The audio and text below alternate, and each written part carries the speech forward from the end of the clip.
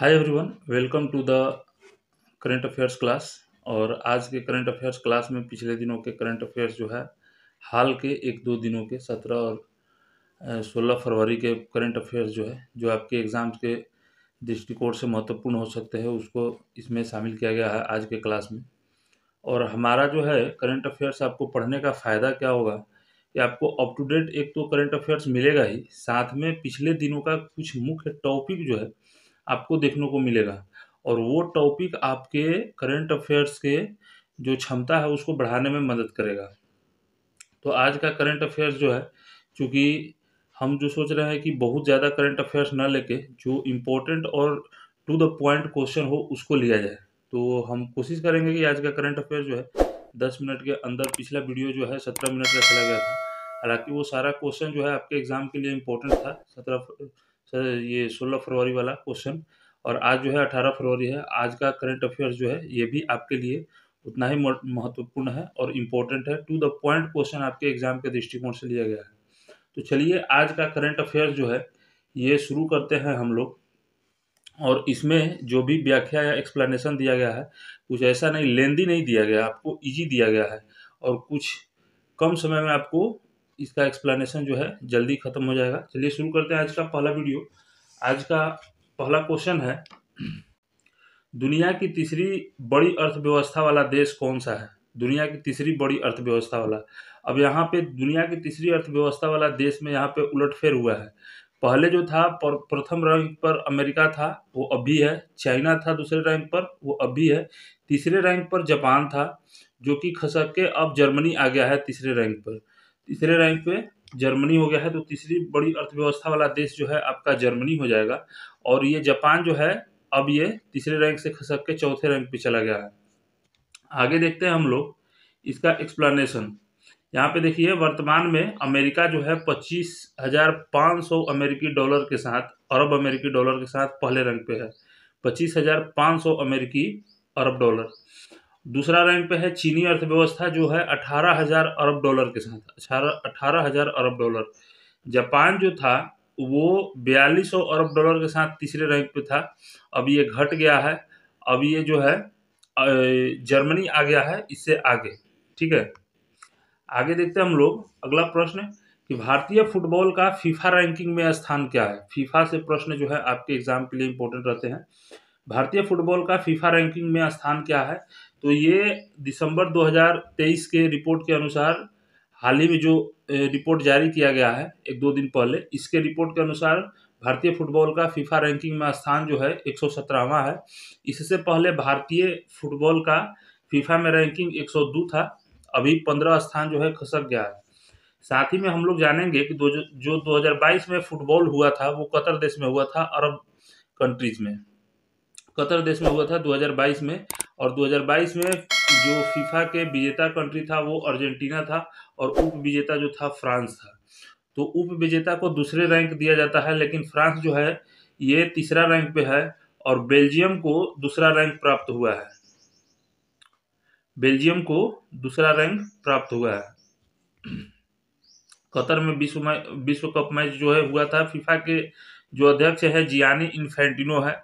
FIFA के अध्यक्ष कौन है? Gianni Infantino. और इसका मुख्यालय जो है ज्यूरिख स्विट्जरलैंड में है। फीफा का मुख्यालय कहाँ है? ज्यूरिख स्विट्जरलैंड में, आप लोग याद रखिएगा। आगे जो है, भारत किस राज्य में भारत की पहली हेलीकॉप्टर आपातकालीन सेवा शुरू करेगी? भारत जो है किस राज्य में भारत की पहली आपातकालीन हेलीकॉप्टर सेवा जो है शुरू करने वाली है? तो ये उत्तराखंड से शुरू होने वाला है। और ये आपातकालीन हेलीकॉप्टर सेवा जो है एम्स में लगाया जाएगा, ताकि कहीं भी दुर्घटना हो तो जल्द से जल्द जो है, जो पेशेंट होगा या जो एक्सीडेंट करने वाला होगा उसको जल्द से जल्द ये हॉस्पिटल की सुविधा प्रदान किया जाए। तो ये जो है संजीवनी प्रोजेक्ट के तहत आपातकालीन हेलीकॉप्टर सेवा की शुरुआत की गई है उत्तराखंड सरकार के द्वारा।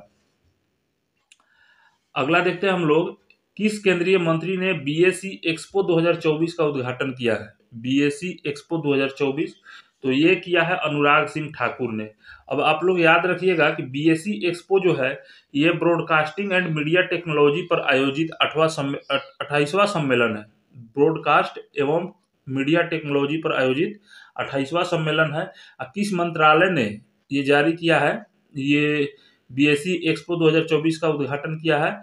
तो ये किया है सूचना एवं प्रसारण मंत्रालय ने। सूचना एवं प्रसारण मंत्रालय ने अनुराग सिंह ठाकुर हैं सूचना एवं प्रसारण मंत्री, खेल मंत्री भी है शायद अभी। अगला क्वेश्चन है कि उत्तर प्रदेश में मुख्यमंत्री सुमंगला योजना के तहत सालाना अनुदान बढ़ाकर कितना कर दिया गया है। सुमंगला योजना के तहत जो उत्तर प्रदेश में मुख्यमंत्री सुमंगला योजना चल रहा था, तो उसके तहत अनुदान जो है ये बढ़ाकर कितना कर दिया गया है, तो ये 25,000 रुपये कर दिया गया है। साथ में आप लोग जान लीजिए मुख्यमंत्री सुमंगला योजना जो है उत्तर प्रदेश में 2019 में शुरू किया गया था।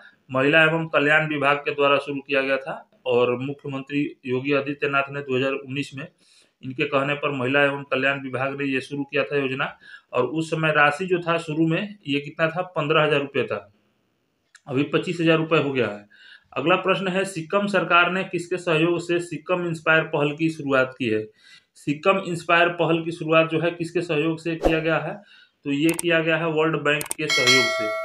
वर्ल्ड बैंक के सहयोग से सिक्किम इंस्पायर पहल की शुरुआत की गई है, आप लोग ध्यान रखिएगा। अब इससे संबंधित कुछ तथ्य देख लीजिए, जैसे सिक्किम के मुख्यमंत्री जो है प्रेम सिंह तमांग है और इसका सिक्किम इंस्पायर ये जो है योजना ये चल रहा है, इसका उद्देश्य है आर्थिक विकास एवं समावेशन को बढ़ावा देना।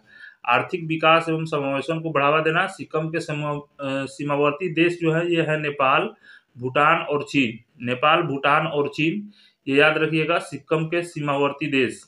अगला प्रश्न है पीएम मोदी किस राज्य में वीर लाचित बरफुकन की 125 फीट ऊंची प्रतिमा का अनावरण किया है। वीर लाचित बरफुकन की 125 फीट ऊंची प्रतिमा का अनावरण किया है, नहीं करेंगे, मार्च के पहले सप्ताह में ये करेंगे। वीर लाचित बरफुकन ये अहोम विद्रोह के सेनापति हैं। तो ये जो है असम राज्य के हैं, ठीक है। ये असम राज्य में प्रतिमा का अनावरण करेंगे प्रधानमंत्री नरेंद्र मोदी। यहाँ पे देख रहे होंगे पिक्चर दिया है प्रधानमंत्री नरेंद्र मोदी का और हिमंत बिश्व शर्मा जो है साथ में खड़े हैं।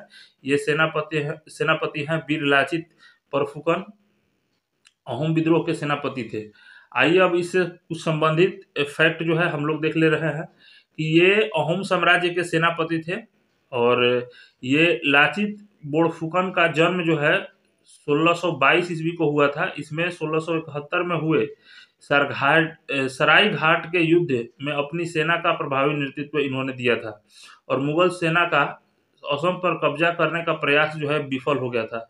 तो एक प्रश्न ये भी बनता है सराय घाट का युद्ध जो है कब हुआ था, 1671 में, और इसके सेनापति थे ये लाचित बड़फुकन या परफुकन। अलग अलग जगह पे कुछ कुछ जो है वर्ड मिस्टेक आ रहा है, देखने को मिल रहा है। हम भी खोजे थे, गूगल पे देखे थे, तो कुछ कुछ वर्ड मिस्टेक जो है देखने को मिल रहा था। यहाँ पे बड़ फुकन दिया हुआ है, कहीं और पे वीर फुकन दिया हुआ है, कुछ कुछ ऐसा ही है। और ये याद रखिएगा अहोम विद्रोह से संबंधित है और अहोम विद्रोह जो है असम राज्य से संबंधित है। अब यहाँ पे देख लीजिए इसका महत्व कितना है कि राष्ट्रीय रक्षा अकादमी के सर्वश्रेष्ठ कैडेट को लाचित बोरफुकन स्वर्ण पदक प्रदान किया जाता है। लाचित बोरफुकन स्वर्ण पदक जो है नेशनल डिफेंस अकादमी जो खड़गवासला में है उसके सर्वश्रेष्ठ कैडेट को ये पुरस्कार दिया जाता है, लाचित बोरफुकन पुरस्कार। इससे इसका आप लोग इम्पोर्टेंस देख लीजिए कितना ज़्यादा है।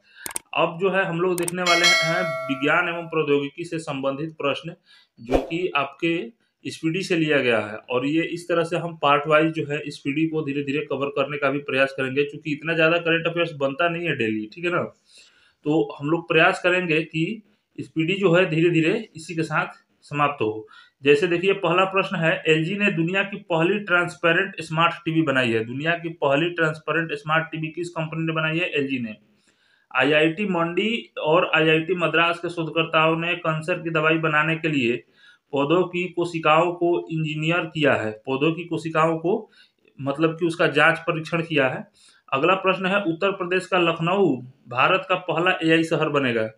भारत का पहला एआई शहर कौन सा ये किस राज्य में बनेगा? तो उत्तर प्रदेश में लखनऊ शहर में बनेगा। अगला है, विश्व का सबसे बड़ा परमाणु संयंत्र JT60A से जापान में शुरू हुआ है।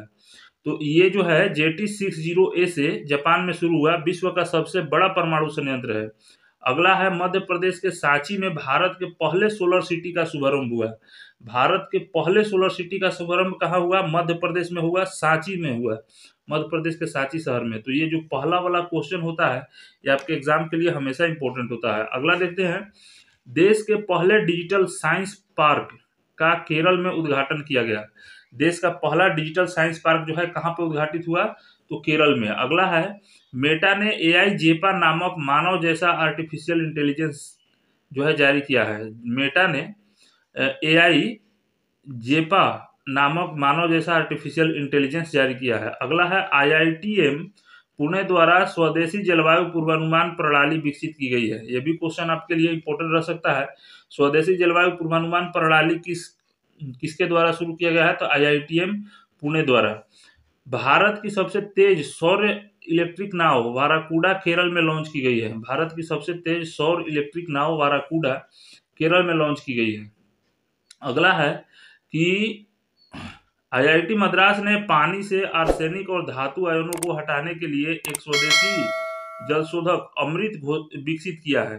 तो जो गंदगियां होती है नदी के पानी में, उसमें से गंदगी हटाने के लिए, आर्सेनिक या धातु का आयन हटाने के लिए ये अमृत जो है जलशोधक ये लॉन्च किया है आईआईटी मद्रास ने, विकसित किया है। अगला है, मेटा और आईबीएम ने ओपन सोर्स एआई विकास को बढ़ावा देने के लिए एआई अलायंस लॉन्च किया है। मेटा और आईबीएम ने ओपन सोर्स एआई विकास को बढ़ावा देने के लिए एआई अलायंस लॉन्च किया है। अगला है, गूगल ने artificial intelligence neural network, last में देखिएगा यहाँ पे, neural network Gemini AI launch किया है। गूगल ने artificial intelligence neural network Gemini AI launch किया है। तो आप लोग ये भी याद रखिएगा, जेमिनी एआई किस कंपनी ने लॉन्च किया है, तो गूगल ने लॉन्च किया है। आप लोगों को लूसेंट जो सॉरी स्पीडी जो है वो करंट अफेयर्स पढ़ने की ज़्यादा आवश्यकता नहीं है। 10 मिनट आप यहाँ पे रहिएगा, 10 मिनट में आपको सारा जो है पार्ट वाइज आपको देखने को मिल जाएगा। ठीक है, महीने भर में आपका ये जो स्पीडी है करंट अफेयर्स, आपको सारा का सारा उसमें से पॉइंट जो है आपको मिल जाएगा। अगला देखते हैं, आईबीएम द्वारा 1000 से अधिक क्यूबिक वाले क्वांटम कंप्यूटर का अनावरण किया गया है। आईबीएम द्वारा 1000 से अधिक क्यूबिक क्वांटम वाले कंप्यूटर का अनावरण किया गया है। अगला है, रोपड़ के शोधकर्ताओं ने सतलुज में एक दुर्लभ धातु की खोज की है। रोपड़ के शोधकर्ताओं ने सतलुज में एक दुर्लभ धातु की खोज की है। अगला है, भारत सरकार ने 2024 तक सेमीकंडक्टर रिसर्च सेंटर का स्थापना का लक्ष्य रखा है। भारत सरकार ने 2024 तक सेमीकंडक्टर रिसर्च सेंटर की स्थापना का लक्ष्य रखा है। अगला है, हैंसन रोबोटिक कंपनी डिक्टाडोर ने मीका नामक दुनिया के पहले एआई ह्यूमन लाइक रोबोट का सीईओ नियुक्त किया है।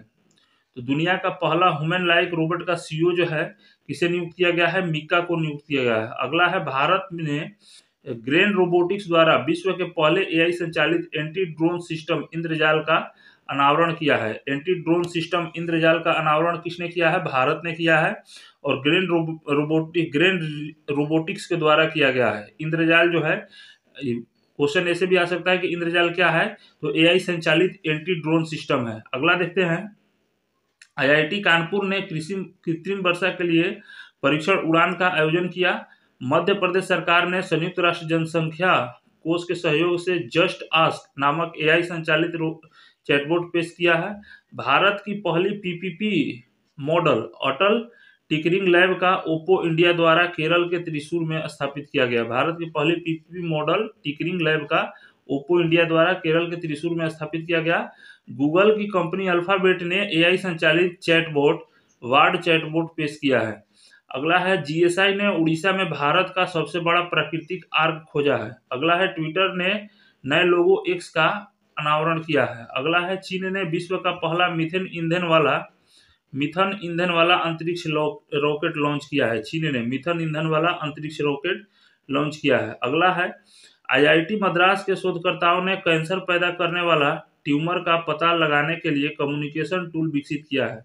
अगला है, आईसीएमआर ने आई ड्रोन पहल के तहत ब्लड बैग डिलीवरी का परीक्षण किया। आईसीएमआर ने आई ड्रोन पहल के तहत ब्लड बैग डिलीवरी का परीक्षण किया। अगला है, सीडेक पुणे में स्थापित भारत का एआई सुपर कंप्यूटर एरावत को शीर्ष 500 वैश्विक सुपर कंप्यूटिंग की सूची में 75वें स्थान पर रखा गया है। तो आप लोग इसको यहाँ पे आपका करंट अफेयर्स आज का समाप्त होता है, और आप लोग इसको रिपीट करके बार बार देखिएगा जो जो पोर्शन आप लोगों को अच्छा लगे उसको आप रिपीट करके बैक करके बार-बार देखिएगा, तो हमें उम्मीद है कि 1 से 2 बार देखने के बाद आपको याद हो जाएगा और मुश्किल से 10 या 15 मिनट जो भी समय लग रहा है आप लोगों को, वो जो है बहुत कम है। आप लोग दिन भर में 10 से 15 मिनट देख लीजिएगा तो करंट अफ़ेयर्स के सारे क्वेश्चन से अप टू डेट रहिएगा।